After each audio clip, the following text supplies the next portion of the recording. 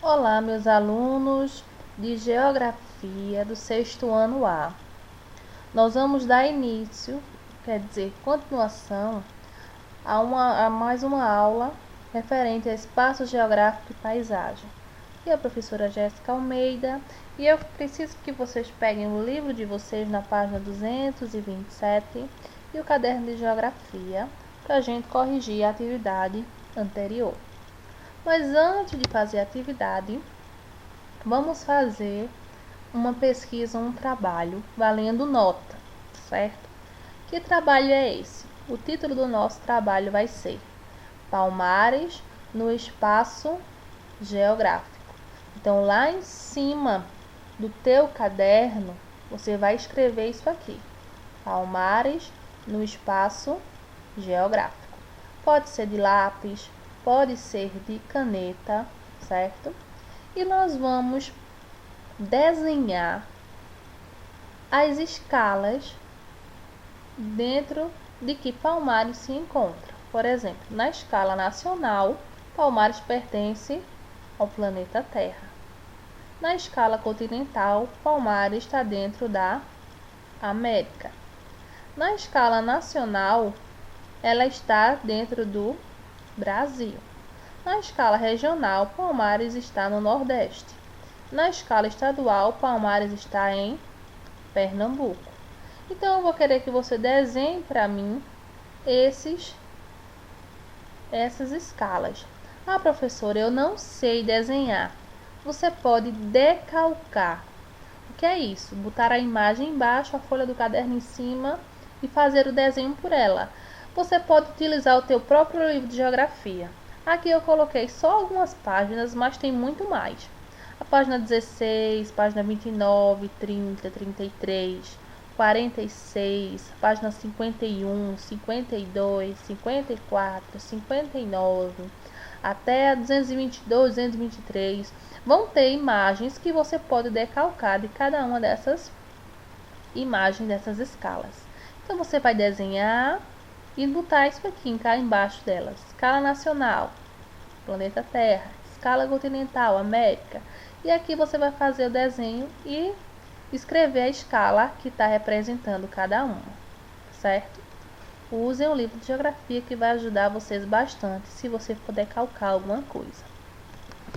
Depois que você colocou o título, desenhou. Professora, eu preciso pintar? Não precisa. Basta fazer o desenho, certo? Depois que você desenhou, colocou o nome das escalas, o que você vai fazer? Vai pesquisar na internet quais são os municípios que fazem divisa com a cidade de Palmares. O que é fazer divisa? O que estão do lado, colado com Palmares. Talvez até os pais, os avós, os tios de vocês sabem dar essas respostas. Então você vai colocar abaixo daqueles desenhos as cidades que fazem divisa com Palmares são, e vai dar o nome das cidades, certo? Quando você fizer tudo isso, você vai tirar uma foto sua de farda, exibindo o seu trabalho, mostrando o seu trabalho. Então, você coloca a sua blusa da farda, pede para alguém tirar uma foto sua e você vai me entregar esse trabalho, valendo nota, amanhã. Por que nós vamos fazer esse trabalho? Porque, como vocês sabem, ontem foi aniversário de Palmares, dia 9. Então, nós vamos trazer essa data especial para a nossa aula, porque nós já estudamos escalas geográficas e nós vamos ver agora que Palmares tem suas escalas e que ela faz limites em escalas com outros municípios. Então, não esqueçam de me entregar amanhã esse trabalho, certo? Valendo nota de vocês. E vamos começar com a correção da atividade da página 226, texto e ação. Primeiro, visualize mentalmente o caminho da sua casa para a escola e responda as questões. Letra A. Há elementos naturais nas paisagens que você observa pelo caminho? Quais? Você vai dizer se sim ou se não. Se da casa para sua escola, da sua casa para sua escola, não tem nada natural, você coloca não. E se tiver uma árvore, alguma coisa, você coloca que sim. Quais? Aí você bota o que você vê. Se você vê árvore, você coloca.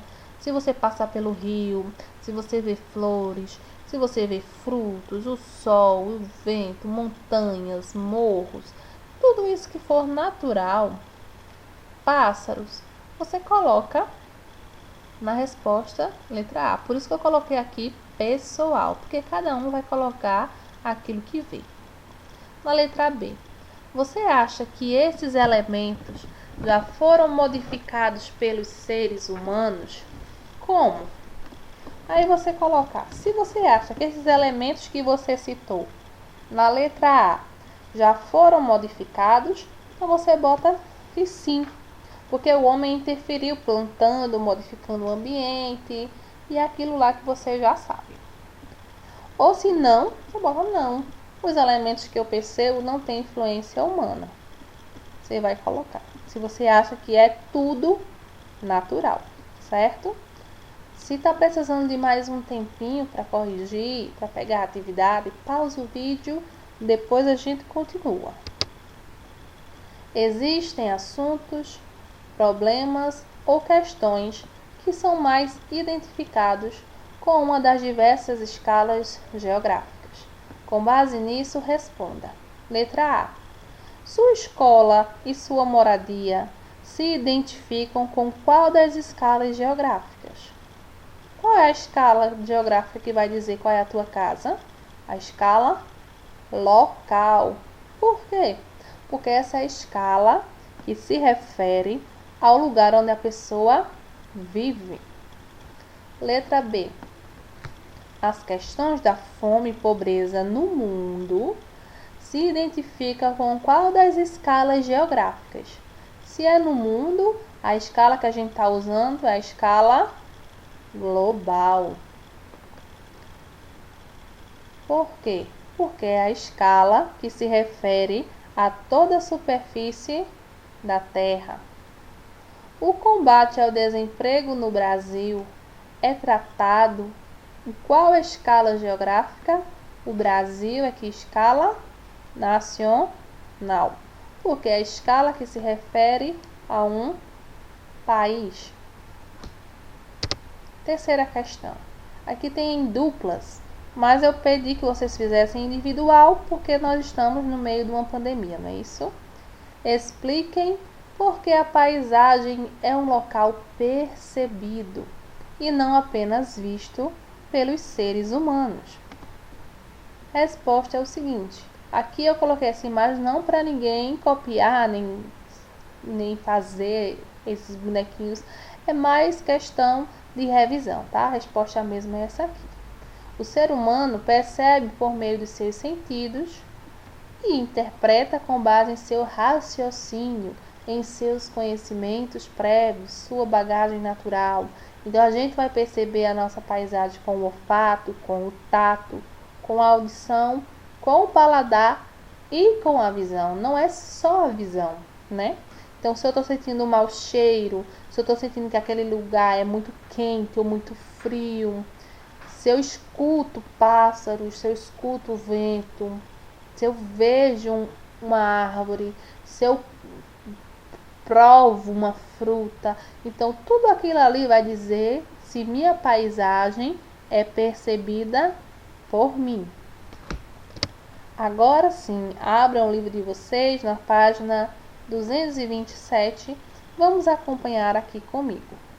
Quem não tem o livro, não se preocupe. Eu vou estar colocando aqui toda a informação do livro para não prejudicar quem está sem o livro de geografia. Transformações da paisagem. Como é que vai acontecer essa transformação? Porque nós sabemos que as paisagens são transformadas, né? Pode ser por mim, por você, por outras pessoas, pode ser até pela natureza, né? Se chover um pouquinho mais e um morro tiver um pouco invadido ou tiver um pouco solta aquela areia, ela vai escorrer. Então a paisagem ela começa a se transformar de um modo ou de outro. Nós vamos ver aqui como acontece essa transformação. Na leitura das paisagens, um aspecto importante é a passagem do tempo.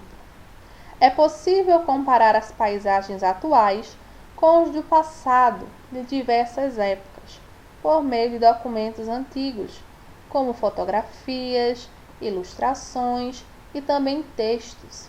Esses documentos podem nos mostrar lugares onde nunca estivemos e paisagens de épocas passadas, quando ainda não havíamos nascido. Então é muito comum a gente pegar um álbum de fotografias dos nossos pais, dos nossos avós e perceber que ali tem um lugar que você sabe qual é, mas está bem diferente, né? Se você já visitou, teve a oportunidade de ir no cinema aqui de Palmares, nosso Cine Teatro Apolo, nas paredes de lá tem a nossa cidade de Palmares numa época bem antiga. A gente consegue perceber que muita coisa mudou, que muita coisa foi modificada, foi transformada. Então, às vezes você pega uma foto, uma carta, às vezes uma carta dos seus avós, uma carta que seus pais escreveram há muito tempo atrás, e você percebe palavras e eles descreverem lugares que já não existem mais, o jeito que já não existe mais, não é isso? Continuando aqui, numa mesma paisagem coexistem elementos que foram produzidos pela natureza há milhões de anos, como o relevo terrestre ou os rios originais, e elementos que foram construídos pelo ser humano em diferentes épocas da história. Então, eu posso identificar que no mesmo ambiente coexistem, quer dizer que existem no mesmo tempo. Esses elementos que são novos e antigos, naturais e humanizados, eu consigo ver só em perceber com os meus sentidos aquela paisagem. É importante lembrar que, embora haja exceções, os elementos naturais são bem mais antigos do que os culturais. Quando nos referimos ao surgimento, formação e transformação do planeta Terra, pensamos em uma escala de tempo que pode ser contada em milhares, milhões ou até bilhões de anos. A essa escala dá-se o nome de tempo geológico. O que é um tempo geológico? Geo vem de terra e lógico de logia, que é ciência, estudar. Então, é o tempo que a gente estuda a Terra, né? Desde que a Terra foi formada, desde que os primeiros organismos vivos se desenvolveram no nosso planeta, até os dias em que o homem surgiu e começou a viver na nossa Terra. Então aqui, ó, nessa imagem eu tenho uma linha do tempo. O que é isso? Quanto mais vai passando essa linha, mais tempo tem e a gente consegue perceber elementos diferentes.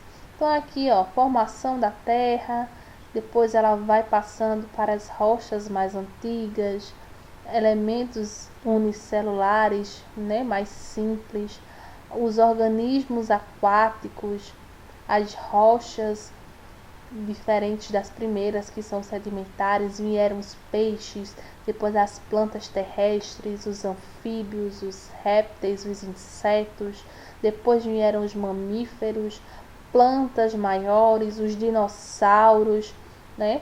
Depois os animais como o macaco, depois os mamutes, depois foi que surgiu o homem. Então esse tempo todinho, desde a origem da Terra até o tempo que surgiu o homem, a gente chama de período de tempo geológico. Quando nos referimos às mudanças que as sociedades e civilizações humanas imprimiram no planeta, pensamos em uma escala de tempo contada em séculos, décadas ou anos. Veja que a diferença. De milhares, milhões e bilhões passa-se a décadas, anos e séculos. Essa escala é chamada de tempo histórico. As mudanças históricas, de forma geral, são bem mais rápidas e recentes do que a mudança geológica. Assim, podemos dizer que paisagem é o resultado de uma construção que sofre alterações com o passar do tempo, da natureza, da sociedade humana ou de ambas. As paisagens são dinâmicas, ou seja, passam por transformações. Então, se passa por transformações, eu digo que isso é uma coisa dinâmica. Então, se a paisagem sofre transformação, ela é dinâmica. E a gente viu que pode ser dado pela natureza ou pelo ser humano. A vegetação original, por exemplo, pode ser transformada por mudanças climáticas ou por desastres naturais, isto é, pela própria natureza, que também é dinâmica. A natureza também sofre transformações, como também pela ação humana.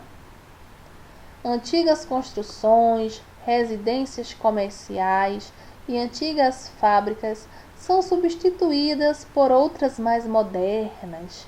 Morros são aplanados, rios são canalizados, terremotos destroem bairros inteiros, ilhas podem aparecer, desaparecer, reaparecer. As chuvas provocam cheias nos rios e temporariamente escondem pontes, ruas e avenidas nas cidades. Isso quer dizer que com o tempo as paisagens se transformam naturalmente ou são transformadas pela ação humana. Aqui na nossa cidade nós estamos vendo essas transformações, né? Nós já passamos por enchentes, nós vimos que a enchente transformou totalmente a nossa cidade de Palmares, né? As praças que existiam foram destruídas, algumas casas caíram, escolas foram fechadas e precisaram ser reconstruídas. Então foi uma catástrofe que aconteceu da natureza. Foi um processo natural que transformou a paisagem. Mas também todos os dias nós vemos pessoas que constroem casas, pessoas que modificam seus lares, pessoas que plantam uma árvore na frente de casa, pessoas que tiram essas árvores da frente da sua casa. Então, ações humanas também podem influenciar na dinâmica dessas paisagens. No que se refere ao tempo histórico, que é o do ser humano, que modifica essa paisagem, os impactos na paisagem produzidos pelas sociedades humanas podem ser maiores ou menores e acontecer em velocidades diferentes, mais lenta ou mais rapidamente. O nível tecnológico, os hábitos, tradições e crenças de uma sociedade influenciam na forma e no ritmo com que a natureza e as paisagens são transformadas. O que é isso? Se eu sou uma pessoa muito tecnológica, se eu gosto de ter tudo novo, celular mais tecnológico, celular mais potente, então todo ano eu estou mudando. Então na minha casa eu quero um ar-condicionado, eu quero uma televisão nova, mais tecnológica, eu quero uma geladeira que faz gelo, que esquenta, que fala, que anda, que arruma a cozinha, né? Quanto mais tecnológico, melhor. Então eu estou sempre transformando ao meu redor. Então a casa, o ambiente que eu vivo, o meu ambiente de trabalho, tudo aquilo que eu quero que seja mais tecnológico possível, eu vou ter que trocar as coisas mais simples. Já se eu viver num sítio e eu gosto de ter aquelas árvores, eu gosto de fazer chá daqueles matos que eu sei que vão me fazer bem. Então eu vou preservar aquele lugar, Eu não vou trocar aquelas árvores por prédios, porque aquilo ali é natureza que eu gosto de viver com ela. Ela não me permite tirar aquilo ali para transformar. Então, se eu tenho uma vida mais tecnológica, se o meu costume é viver uma vida mais tecnológica, se eu acredito que viver em lugares mais agitados para mim é melhor, então essas mudanças serão mais percebidas. Aqui nessa foto, ela foi tirada em 2017, mostra a região onde está localizado o Teatro Amazonas, lá em Manaus. Nessa paisagem, convivem construções antigas e outras mais novas. A paisagem sofre constantes modificações.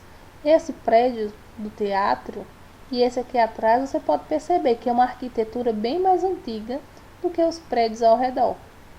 Nós conseguimos ver elementos naturais, o rio, tudo mais. Nós conseguimos perceber a paisagem e suas mudanças. As sociedades indígenas, por exemplo, imprimem nas paisagens modificações mais lentas e menos impactantes. Elas desmatam uma parcela da floresta para construir sua aldeia ou para seu cultivo, e muitas vezes fazem apenas trilhas na mata que não modificam profundamente o ambiente. Mas a moderna sociedade industrial, surgida a partir da Revolução Industrial, modifica a natureza, as paisagens no ritmo acelerado. Veja as imagens a seguir. Essas imagens que estão na página 228 vão nos mostrar a diferença de uma sociedade que vive em mais tecnologia com uma sociedade que se desenvolve de uma maneira mais lenta. Então veja só, aqui dentro eu vou ter muitas vezes um liquidificador, uma geladeira, um ventilador, uma televisão, um sofá, camas. E aqui numa sociedade indígena, quase nada disso a gente consegue perceber.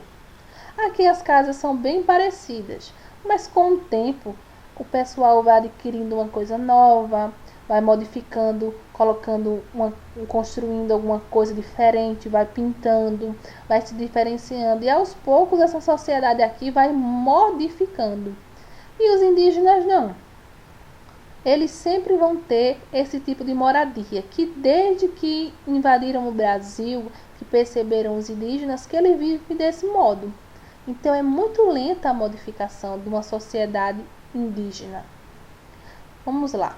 O conjunto de casas construídas em Santarém, no Pará, em foto de 2017, é possível perceber que há poucos resquícios naturais na paisagem, em primeiro plano, o que é resultado da intervenção humana no espaço. Eu vejo que pouquíssima coisa tem de natureza. Já essa aqui é a aldeia indígena de Calapalo, no município de Querência, Mato Grosso, em 2018, veja como é recente, 2018, e veja a quantidade de vegetação. É possível notar que a modificação na paisagem foi pequena, um aspecto importante é que essa paisagem criada pela sociedade indígena normalmente dura séculos, ao contrário das paisagens construídas pela sociedade moderna que estão em constantes transformações. Então eu consigo ver, por exemplo, aqui, quem tem um poder aquisitivo maior, quem ganha mais dinheiro, vai fazer uma casa mais confortável. Quem tem pouco dinheiro não vai ter uma casa tão modificada com o tempo. Aqui todos vivem da mesma maneira. As casas são praticamente dos mesmos tamanhos. O jeito de se comportar no ambiente está do mesmo tamanho. Todos vão comer o mesmo tipo de alimentação. Então veja que diferença de uma sociedade que se desenvolve mais lenta e uma sociedade que se desenvolve mais rapidamente. Na paisagem também podem predominar elementos naturais ou elementos culturais, visto que geralmente as paisagens contêm ambos, contêm os dois. É possível ainda identificar quais elementos são mais novos e quais são mais antigos nas paisagens. Aqui eu tenho um aspecto cultural. Aqui parece que você está fora do Brasil, né? Uma arquitetura diferente, mas isso aqui é no Brasil, porque trouxeram a cultura para cá. As transformações na paisagem, mesmo na sociedade moderna, também dependem muito dos hábitos e valores culturais da população. Elementos que influem na forma como se organiza o espaço, isto é, no estilo arquitetônico das construções, na forma de usar as ruas e as avenidas, nos vestimentos das pessoas, na decoração e etc. Nessa foto aqui, eu tenho arquiteturas de prédios totalmente diferentes, esses postes de iluminação diferentes, pessoas aqui, com características diferentes das nossas, né? Então vamos lá. Isso aqui, essa foto, é da paisagem do bairro da Liberdade, em São Paulo, em 2016. O bairro foi formado predominantemente por imigrantes japoneses e hoje ainda se encontra nele inúmeros restaurantes de culinária japonesa, lojas que comercializam os produtos do Japão e associações de descendentes de japoneses. Na foto, ainda é possível observar luminárias em estilo oriental. Página 230. Paisagem e desigualdade social. As paisagens humanizadas, que são modificadas pelo homem, refletem também as desigualdades sociais. Então, se eu olhar aquele lugar, se eu olhar aquela paisagem, eu vejo quem tem mais, quem tem menos. Quem tem mais condições para sobreviver, quem tem menos. Por exemplo, nessa imagem, as pessoas que moram aqui têm a mesma situação financeira das pessoas que moram aqui? Não, né? Nós conseguimos identificar essa diferença apenas observando a paisagem. Assim, ao observar uma paisagem, é possível perceber como a sociedade humana que ocupa aquele espaço se organiza sob o ponto de vista da hierarquia ou das desigualdades. Por exemplo, numa mesma cidade, podem-se notar bairros com residências amplas e luxuosas, ao lado de comunidades com moradias precárias, onde muitas vezes várias famílias ocupam um espaço reduzido. Nessa foto aqui eu posso ver prédios, mas com pessoas que moram com poder mais aquisitivos ao lado de pessoas que moram em casas mais simples. Na foto desta página, é possível notar desigualdades no espaço, como condomínios de edifícios ao fundo, em contraste com habitações mais simples em primeiro plano. Por outro lado, ao observar novamente a aldeia indígena da foto da página 228, nota-se que as habitações se apresentam semelhantes, o que denota uma sociedade mais igualitária, mais igual para os seus membros. Então, se eu olhar qual é a que tem mais igualdade entre as casas, entre a paisagem, entre o poder aquisitivo das pessoas, é essa indígena ou essa aqui? Eu consigo perceber que os indígenas têm mais igualdade entre si. Em resumo, as paisagens, como todo o espaço geográfico, refletem a sociedade que as ocupa, que as construiu ou as modificou. Sociedades tradicionais com tecnologia rudimentar produzem poucas modificações na natureza da área onde vivem. Um exemplo, os indígenas. Essas sociedades que utilizam do que a natureza oferece para a sua provisão, para aquilo que eles precisam, costumam ser sustentáveis e também constroem um espaço ocupado em que as desigualdades sociais não são evidentes. O que é sustentável? É o tipo de desenvolvimento que preserva os recursos naturais, sem degradá-los ou esgotá-los. Então, uma sociedade indígena, ela preserva a natureza, ela se utiliza das águas do rio, mas não polui, ela não desmata grandes áreas da natureza, ela conserva aquele local, porque dali ela tira seu sustento e sua vida. Então, ela costuma ser sustentável. Já a sociedade moderna e industrial, com suas técnicas e tecnologia, possui equipamentos que promovem grandes transformações, como tratores, motosserras, escavadeiras, dinamite, materiais de construção diversificados e etc. Essa sociedade produz paisagens nas quais a natureza foi e continua sendo constantemente modificada. Muitas vezes, nessas paisagens, as desigualdades sociais são mais visíveis. Olha aqui essa foto. As diferentes formas de ocupar o espaço são um reflexo dos diversos modos de vida e das desigualdades. Entre ricos e pobres, na foto, a paisagem do bairro de Boa Viagem, no Recife, em 2016. Este aqui pertinho de nós, em Recife. Eu tenho vários prédios à beira-mar e muitas casas bem mais simples aqui. Quem já teve a oportunidade de ir no shopping lá em Recife, tem um shopping que de um lado é um bairro bem pobre e do outro lado da rua é o shopping. Então, um bairro pobre é um bairro perigoso também da área de Recife, mas do lado tem um shopping grande e monumental, então a gente consegue ver a realidade da sociedade. Agora é a sua vez.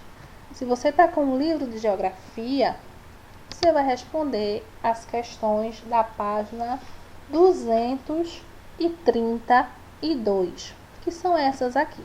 Para quem está sem o livro, eu coloquei aqui a foto das questões.